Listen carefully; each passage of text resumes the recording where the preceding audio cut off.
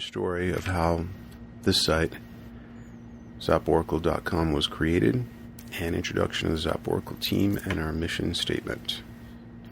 And this is being read by the author, Jonathan Zap, in 2012. The document was written in 2011 and edited by Austin Iredale.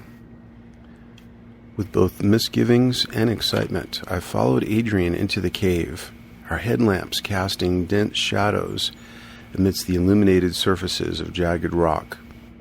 Adrian's fantastic tale of an antique bronze ship of some sort, secreted in an antechamber of the still largely unexplored cavern, was impossible to resist, but also filled me with doubts and fears. Could it be that Adrian's quirky and quicksilver personality had tipped over some edge and twisted to where he might be luring me to a claustrophobic, cask of Amontillado fate? It had been 20 years since my last and only other spelunking adventure, at which time I was a young man in peak condition, ready for any physical adventure. But now the cautiousness of middle age was tripping warning bells as I followed the youthful Adrian, crawling on my belly through a descending corkscrew deep into the bowels of the earth. There must be some broader, easier way to the antechamber, or how else could a metallic ship of sizable proportions have gotten down there? This was one of many questions my guide seemed too insistent and preoccupied to entertain at length. Seeing is believing is all he could be bothered to say. Then he would pause long enough to flash a snaggletooth grin before continuing down again. His manner suggested extreme but benign enthusiasm rather than anything twisted or sinister that would truly alarm my cask of Amontillado apprehensions. At worst, my guide was a case of benevolent delusion, but that was danger enough added to the hazards of our risky descent. Such dissonant thoughts revolved in my mind for an interminable hour or so, until suddenly the corkscrew released us into the antechamber. Probing its depths with my headlamped gaze, I saw that amidst stalagmites and stalactites, the color of tooth enamel, and small brown bats hanging like fuzzy Christmas ornaments from the vaulted ceiling, stood the smooth-hulled, bronze-colored craft exactly as promised.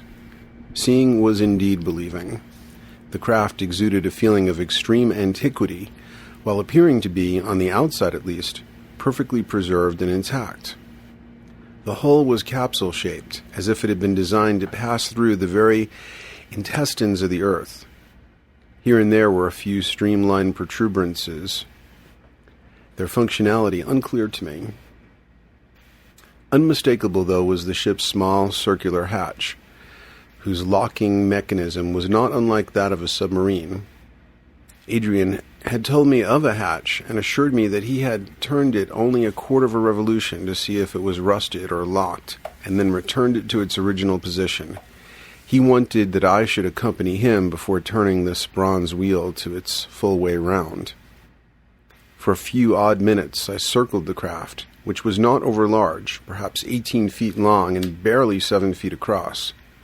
I touched some of the strange streamlined protuberances with my fingertips and found that the metal was both smooth but also subtly textured in an almost organic way.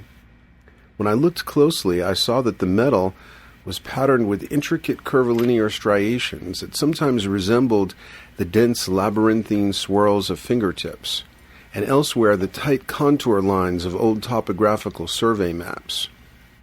The intricate patterning of the metal did not appear to be merely on the surface, but seemed like it ran all the way through the hull, like the grain of wood or the smoky swirls of Damascus steel. I had seen such weirdly organic patterning in metal once before, many years prior to that time. An eccentric astronomer friend of mine had placed in my hand an iron-nickel meteorite, which he had sphericalized and polished. As the meteoric sphere rested in my palm, it held the weight of a small planet, and the touch of the dense metal seemed to communicate the memory of a journey across light years of galactic space. This metal, too, though bronze-colored rather than iron-nickel gray, had a feeling of geological antiquity, density, and hidden memories. Although perfectly intact, the hull felt like it had weathered many long and strange journeys. By silent accord, Adrian and I, after each of us had slowly circumnavigated the craft, came to a halt before the circular hatch. The silence in the cave was so unmoving that neither of us dared to breach it with words. I motioned toward the hatch, indicating that Adrian should proceed. It was his discovery. The honor of unlocking the hatch belonged to him. Adrian slowly turned the large circular latch, and after a full revolution there was a sound of precision bolts retracting like the door of a bank vault. Adrian pulled the hatch open, and a breath of air was released from the slightly pressurized interior. Although I had always heard that long enclosed air smelled foul, this air was not unpleasant and smelled strongly of cedar wood. We stepped through the threshold, and as we did, we could see the blinking on of what appeared to be small status lights, which flickered and then began to glow amber and red, like rows of cabochon jewels. At the bow of the craft's interior were two swivel chairs that appeared to be finely made of polished mahogany and upholstered in a wine-dark material like fine velvet, but which had unaccountably not deteriorated with age. We each took a seat and marveled that every cushioned contour seemed to have been tailored for us. Screens of thick crystal supported on metal piping began to flicker on around us. A series of gold-bezeled analog instruments flickered into backlit illumination. These were what appeared to be alchemical symbols or glyphs, interspersed with Roman numerals and a series of clock-like displays where pointers and hands moved and trembled. And now we could hear the distinct sound of steam and of valves opening and closing beneath our feet. The craft was obviously powering up, and as the hissing of steam grew louder, the crystal screens began to glow with an amber blurriness which resolved itself into streams of glyphs or symbols. As I looked closer, I felt myself become mesmerized in a literal neurological sense, as the flow of information passed through my perceptual boundaries and entered directly into my mind, uploading me with words and images that cascaded into attention and expanded concentrically just outside my ability to recognize any particular form. I blinked or awakened, a sudden sensation of missing time, and a feeling that just under the surface of my mind there was a swirling density of new content. The encompassing images seemed to withdraw back into the amber blur, and then the screens resolved into a three-dimensional star field, so that it seemed like we faced into the dome of a planetarium. I saw some things on the dashboard I hadn't seen before. One of the instruments, which was labeled Beacon, had a lens or crystal, and behind it a beveled rectilinear block of optical glass. On the top of this glass block was a pyramidal natural crystal. Within the glass was an infinitely detailed holographic image of a DNA double helix, which looked like it was rotating along its vertical axis. When I looked closer, I saw that the rotation was an illusion. It appeared to be moving because the intricately twisted filaments of which it was comprised were glowing in an ever-changing spectrum of molten color. I was startled then by the sound of another valve opening, followed by that of a pneumatic cylinder being discharged through tubing. Then an aperture, like the diaphragm of a lens, opened on one of the control panels, and a small bronze capsule, the length of a hen's egg, popped out and arced gracefully in the air. I reached out and caught it in my hand. Adrian and I gazed as the capsule reflected the beams of our headlamps. It looked to be an exact miniature replica of the larger craft in which we were ensconced. It had precisely the same streamlined and curvilinear protuberances, and the metal had the same curvilinear striations, but because of its downscaled replica size, they were even more intricate. There was also a replica of the hatch, but with a strange difference.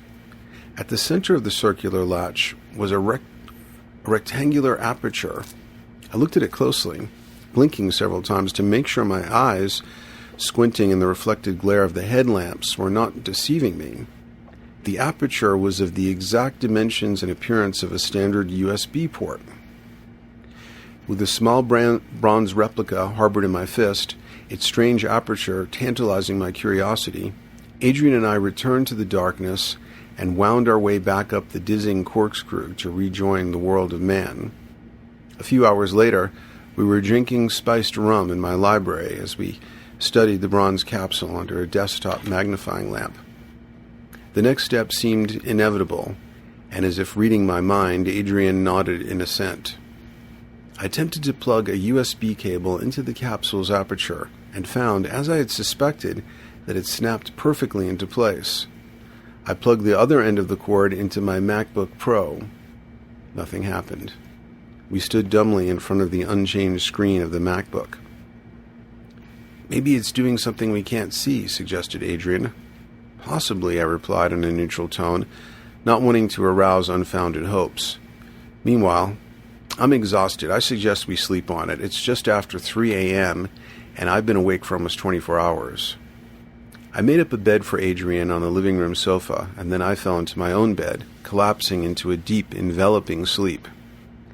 When I woke the next morning, golden high desert sunlight was streaking through the window blinds, and if it weren't for some scrapes and sore muscles, the memory of the claustrophobic corkscrew journey to the antechamber might have seemed like it was an evaporating dream. I drowsily poured water into my tea kettle and went through the muscle memory steps necessary to make the morning's yerba mate. Next, I went to my desk and dusted my finger across the trackpad of my MacBook. The screen blinked awake, and open in the browser was a website, large, metallic, and machine-like font floating in a star field. At least, that's the story of how I wish the site were created. The actual origins are only slightly less strange, but far more labor-intensive.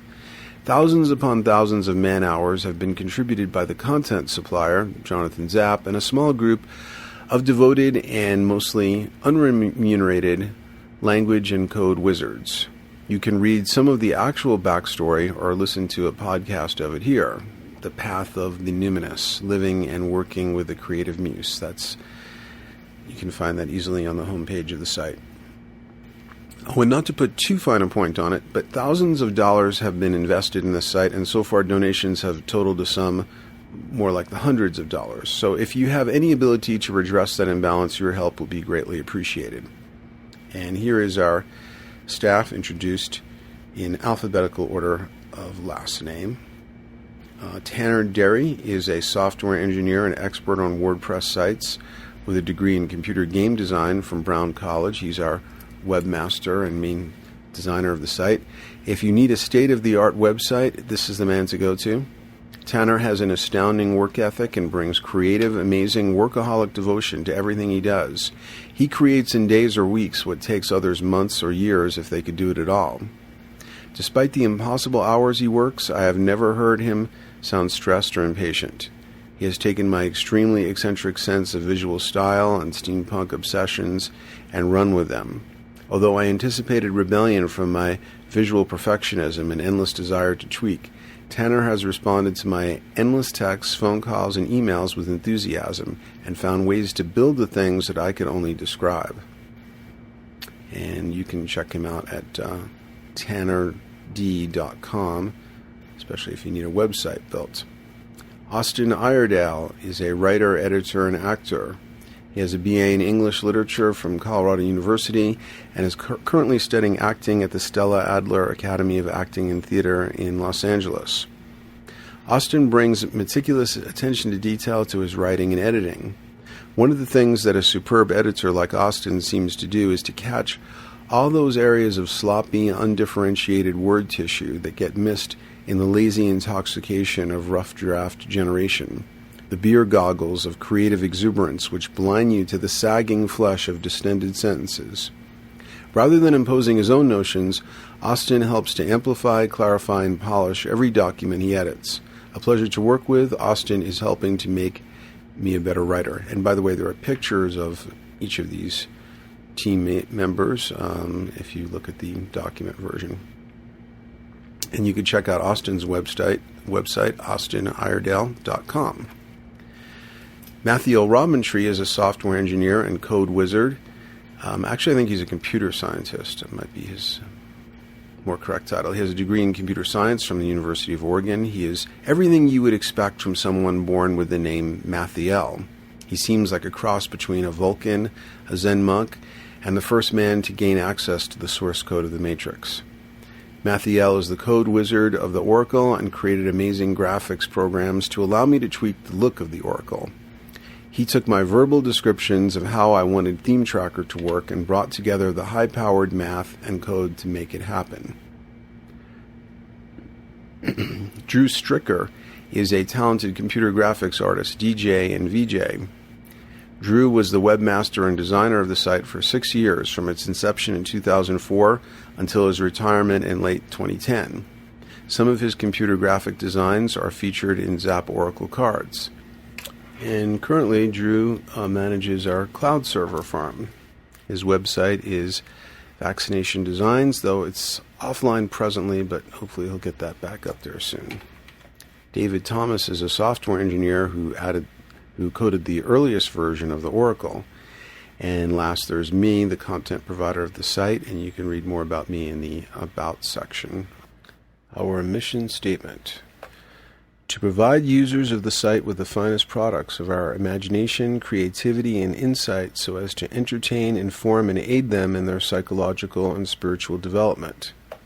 To especially support mutants, persons with a commitment to consciousness who are working toward individual and collective metamorphosis rather than perpetuating the oppressions of the patriarchal era, which we will sometimes refer to as the Babylon Matrix. And there's a glossary of eccentric terms that are used on the site. You can get some definitions. To mix serious content with the surreal and humorous, so as to minimalize the human tendency to form fundamentalisms, absolutisms, and other cognitive rigidities. To leave it to the user to discern via their own truth sense and critical judgment what, if anything offered here, is worthy of becoming part of their philosophy of life. To be open to feedback of any kind, including dissenting points of view from users of the site. To provide as much content as possible on a donation basis so that finances do not stand in the way of anyone wanting to access what we are offering. And the following is a quote from Krishnamurti. The speaker has no value whatsoever, nor what he says. What has value is how you understand yourself in listening to what he says. He is like a mirror in which you see yourself reflected. Your consciousness, your daily activity, your unconscious demands, pursuits, and fears are exposed. When you so listen, then you begin to discover for yourself not the ideas, the conclusions, the assertions of the speaker, but rather you see for yourself what is true and what is false. Thank you for listening to this recording of the origins of the Zap Oracle site. This is Jonathan Zap of zaporacle.com. Thank you.